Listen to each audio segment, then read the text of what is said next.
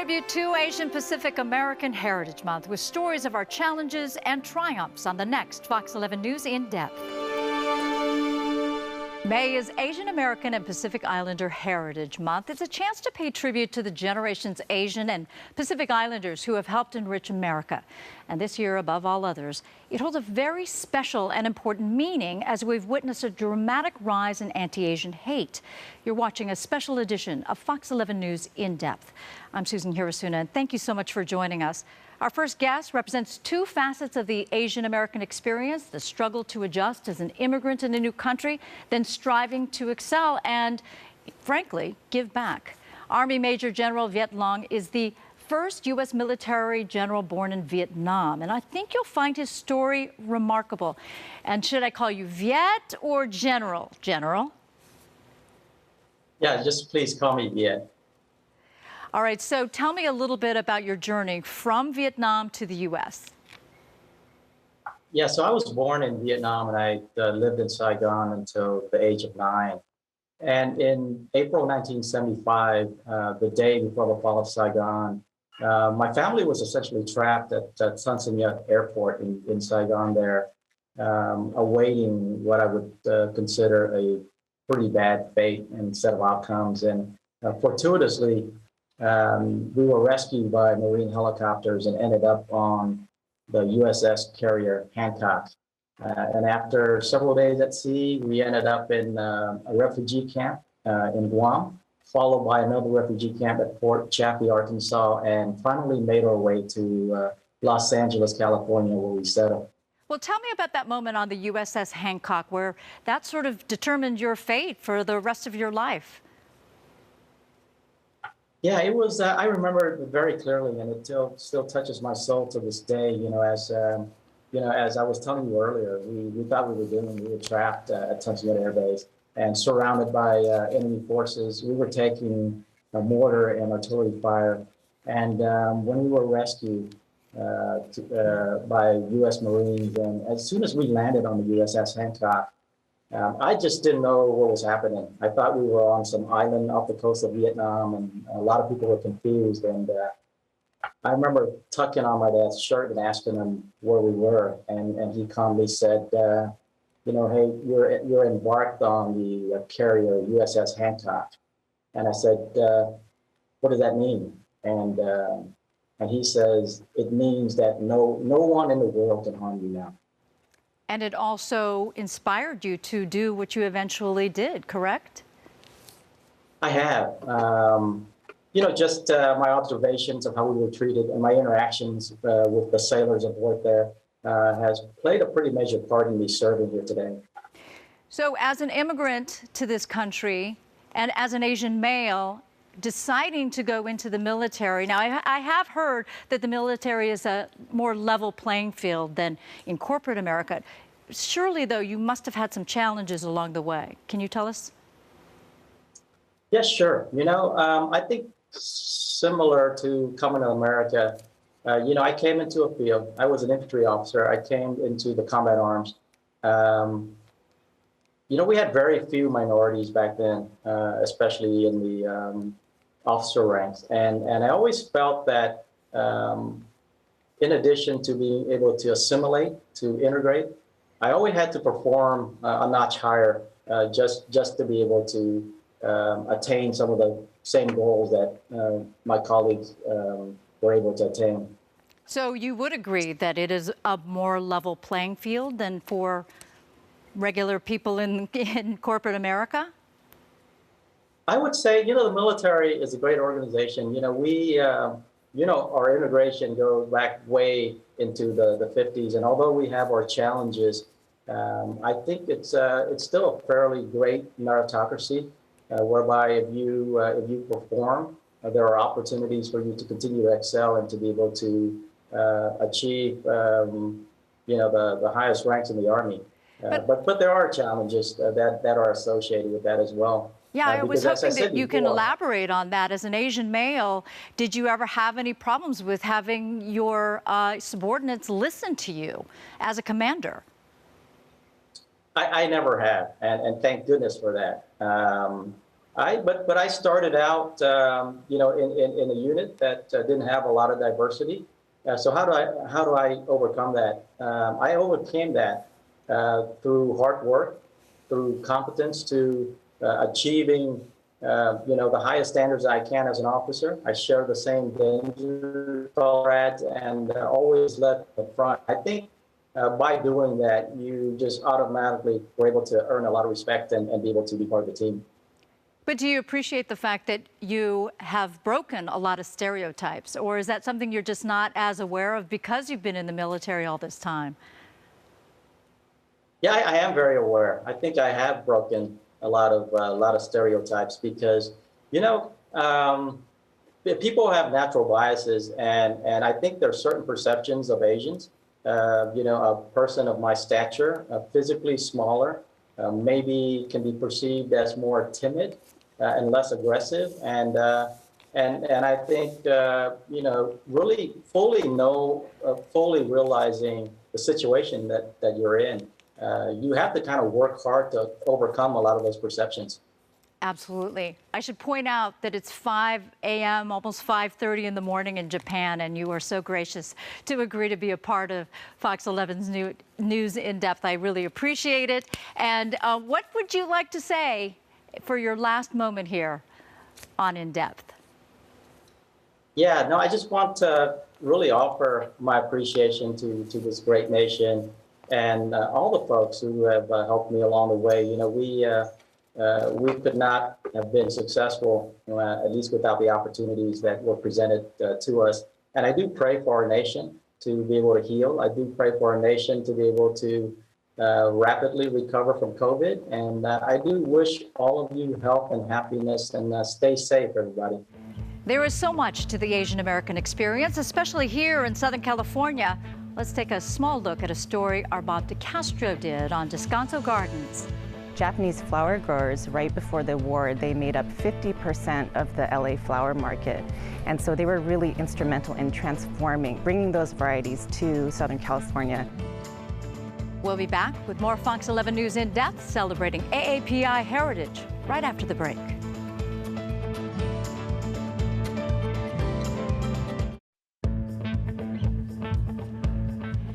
Welcome back to Fox 11 News in Depth. Major General Luong, whom you just met, could certainly be an example of an Asian American success story, the kind of story that many Asian Americans and their parents aspire to.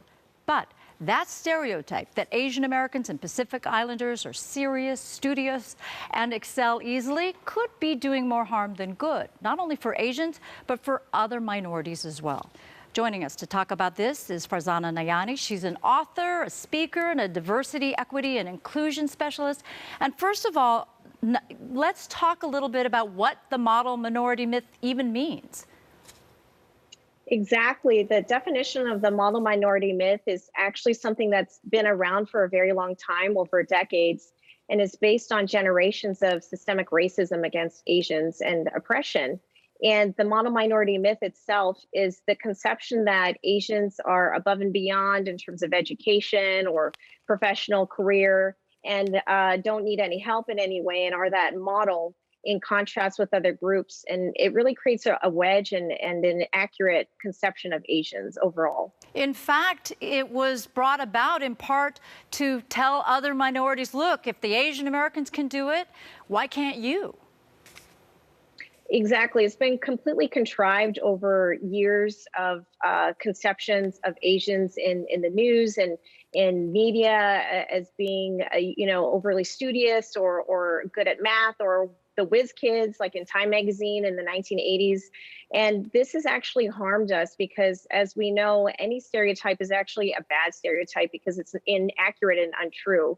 And there are bigger disparities in the Asian community if you look at different groups who are facing war or systemic oppression. And in addition to that, economic disparity, as well as immigration issues, that it really is not a singular type of group that we can say that is a complete model minority overall. Yeah, there was a Pew Research Center study fairly recently, about 2019, that suggested that the income equality gap between all Asian groups is actually widening, that Asian Americans may have the highest earning potential for those in the ethnicities, but they displace blacks in terms of the lowest earners. Can you address that?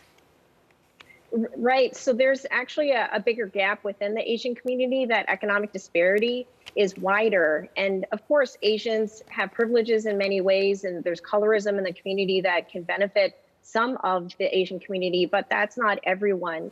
And in addition to that, there are people that are low income earners and have lower levels of education, despite the conception that the model minority myth holds. So what should we be doing in order to dispel the model minority myth?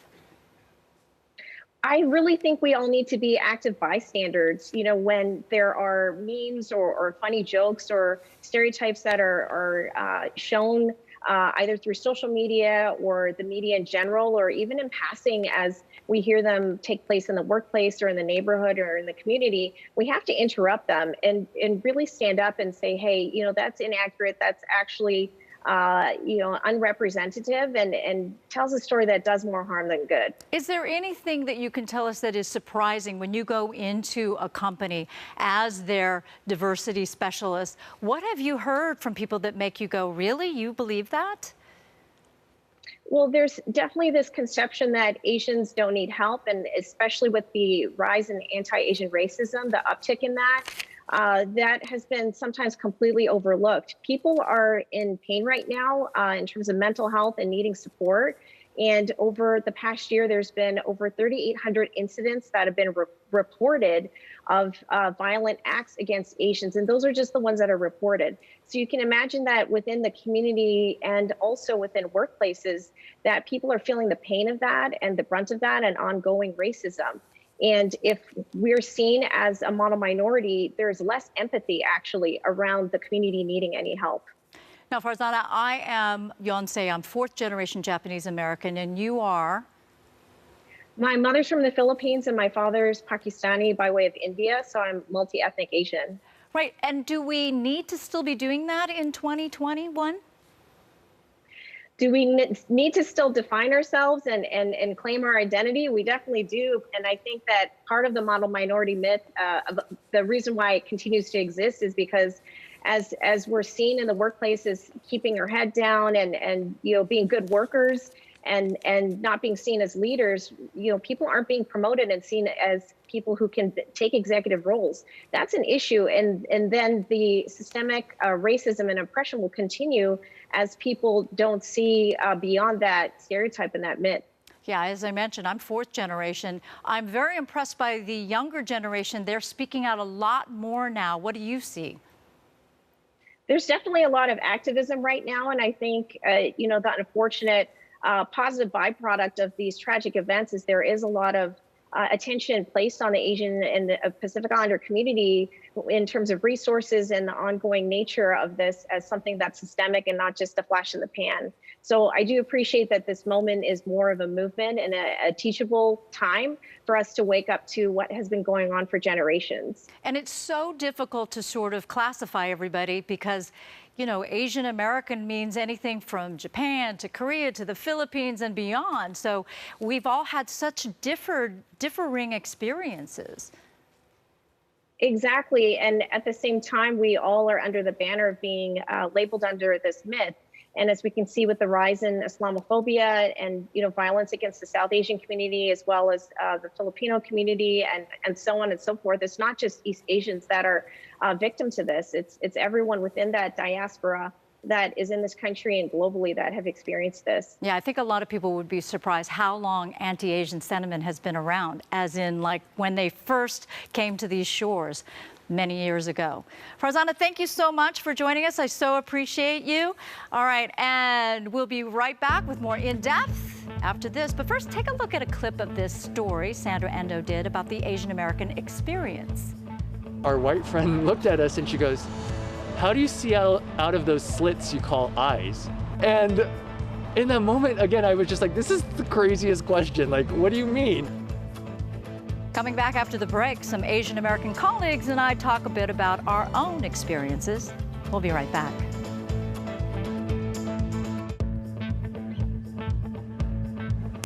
We're back with Fox 11 News in Depth. You might have noticed I've had a costume change. It's an honor just to be Asian, as Sandra Oh once said. And it is an honor to welcome two of my colleagues, Sandra Endo and Bob DeCastro. And you two, let's just start with the first question, which might be, how are you not like the model minority myth? Bob? How am I not? Well, that's a big question because I'm not like a model minority in many ways. I think people would know that. I mean, first of all, you know, what I do for a living, there's still a lack of Asian male figures within the broadcast industry. When I first even started, one of the reasons why I got into the television business was as a youngster watching television, I thought there aren't that many Asian males out there, and I really kind of challenged myself, thought maybe I could be among the first hosts, among the first anchors. Despite them not being out there, I owe it to my parents who always told me that my diversity, my being different was an asset and a strength, despite sort of, you know, not talking about their own struggles and the racism that they must have experienced. My father being in the military and at that time being a Filipino and not being able to do certain jobs because of where he came from, and my mother being a physician and working in an industry where it was dominated, frankly, by mostly white males.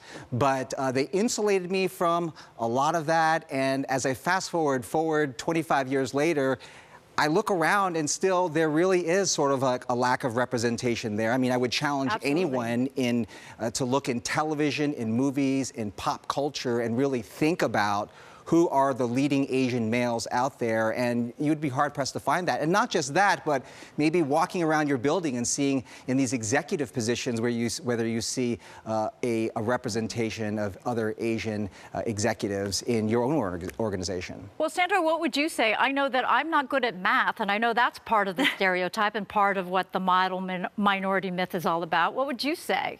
Well, you know, I am a proud granddaughter of a man who was incarcerated during World War II right here on American soil just because he was Japanese. I am the proud daughter of two immigrants who came from Japan. So I was well aware of the struggle, the immigrant story, right? Working 2 times harder for half the recognition and the injustices that Asian Americans have felt. So I went into this career because I felt like we needed to have a voice, and I knew how much pain it caused so many Asian Americans to feel invisible in their own country, a country where they belong. So I was lucky enough to see models on TV. We had Connie Chung at the time, we had Trisha Toyota right here in the LA market. And so that was a pathway for being a journalist on TV. However, when I first started in my career, I was called Connie Chung, and not in the celebratory way. It was a punchline. Boy, right? I can relate to that. Yeah, absolutely. It was derogatory. So I've had to step out of my comfort zone for sure in terms of fighting to have a voice, to fight, to tell those stories, and obviously just be able to be tough and show that I was tough enough to handle everything thrown my way in this profession. And Sandra, are you like me? I really had to fight against what the cultural norm was in my family and with my relatives, because you're not really in a place as a Japanese American who, you know, my father and mother were both incarcerated. You kind of feel like you're supposed to keep your head down and work hard, but not necessarily speak out. Did you have to fight against that? Absolutely. I mean, my parents saw my struggle in this profession. It's not an easy path. And obviously they said there are ways that you can have a happy life without having to go through that struggle. But for me, it was beyond that. It was for my generations past and for our future. So just the struggles of being felt like, you know, misogynistically, things that were said to you in the field or in this profession, and also the fact that people looked at us like, oh, you're quiet, you'll work hard, you won't fight back, and then wonder if you're tough enough to ask the hard questions. So things like that, it was a constant battle, and it still is today in some sense. Yeah, and I almost feel like our parents, at least my parents, always tried so very hard Americanize us in every way, and to do everything that was almost to hide who we were and our heritage, just so that we would assimilate in a different culture. It's something that they likely did in their own professions, going through the Navy and going through a medical profession. So I hope that we can finally come to a time when we can really celebrate and embrace all of the diversity, because the diversity will make us stronger. And I have to tell you too, so I'm older than both of you, and I remember my mother saying, "Are you sure you want to go into that field?" She was worried that I wasn't going to be able to take the pressure and the criticism that comes with being on TV. That first shot of me is at my very first station at Glenwood Springs, Colorado. It doesn't even exist anymore. But for sure, it was a difficult time period, because oftentimes I was the only Asian in the newsroom. I loved the fact that at times it was like, go cover the Chinese New Year parade, to the point where I said, I'm not Chinese, right? I don't have any more insight on the Chinese New Year than anyone else in this newsroom. Did either one of you have that, where you kind of felt like you had to represent every Asian culture? Oh, absolutely. Going to a story covering Harlem, let's say, in my first job in New York, I've had every language yelled at me. Ni hao, konnichiwa, every language, right? There's so many Asian languages. People don't understand that we are not a monolith. There are so many different diverse cultures and countries that all Asians come from. And to be just seen as just one type of Asian is just very difficult. And you don't want to be put in that hole. But I think now more than ever, there's more of an awareness, and that's something to celebrate absolutely this year, that people are seeing Asian Americans as not a monolith, but that we are so diverse. Yeah, seeing Asian Americans. Thanks, both of you, Sandra Endo and Bob DeCastro. And we have more for you from Fox 11 News in Depth coming up. But before that, you can enjoy a bit of this story about a traditional Japanese dance teacher still going strong at 103. There's a lot of dances that I had to create, and that really helped me grow. We'll be back with more Fox 11 News in Depth right after this break. That is it for this week's Fox 11 News in Depth. As we leave you, we'll share some more moments from the stories we've done during Asian American and Pacific Islander Heritage Month. Enjoy, and thanks for joining us.